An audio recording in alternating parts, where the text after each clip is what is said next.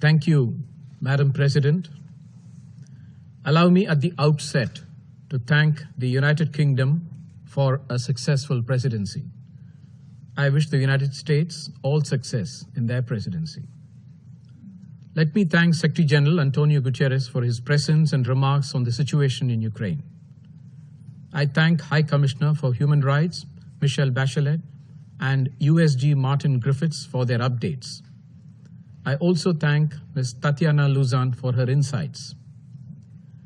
Ever since the commencement of the conflict in Ukraine, India has been consistently calling for complete cessation of hostilities and for pursuing the path of dialogue diplomacy as the only way out.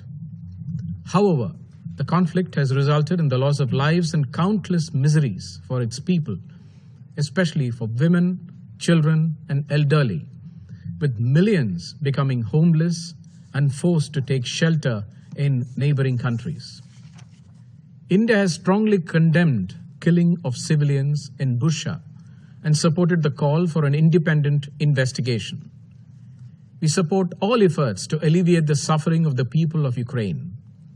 India remains on the side of peace and therefore believes that there will be no winning side in this conflict. And while those impacted by this conflict will continue to suffer, diplomacy will be a lasting casualty. We welcome the visit of the Secretary General to Moscow and Kyiv and his engagement with the leadership of the Russian Federation and Ukraine. We agree that the immediate priority is of evacuation of innocent civilians from areas witnessing intense fighting. We deeply appreciate the efforts of the United Nations in evacuating civilian population from Mariupol. We hope these efforts will extend to other areas as well. The conflict is having destabilizing effect with broader regional and global implications. Oil prices are skyrocketing, and there is shortage of food grains and fertilizers. This has had disproportionate impact on the global south and developing countries. We acknowledge the efforts made by the Secretary General, particularly the findings of Global Crisis Response Group Task Team. We welcome the recommendation for exempting purchases of food for humanitarian assistance by WFP from food export restrictions with immediate effect. It is important that similar such exemptions are provided to all member states and relevant stakeholders who are contributing to this global humanitarian effort. The food security challenges emanating from the conflict require us to respond by going beyond constraints that bind us presently. Energy security is equally serious as a concern and needs to be addressed through cooperative efforts.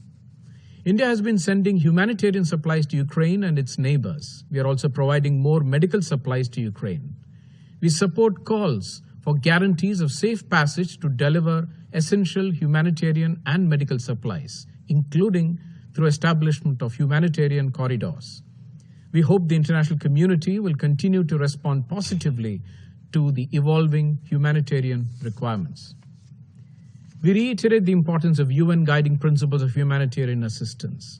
Humanitarian action must always be guided by the principles of humanitarian assistance, which is humanity, neutrality, impartiality, and independence.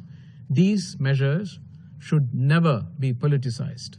Let me conclude by reaffirming that the contemporary global order has been built on the UN Charter, international law, and respect for sovereignty and territorial integrity of states. I thank you.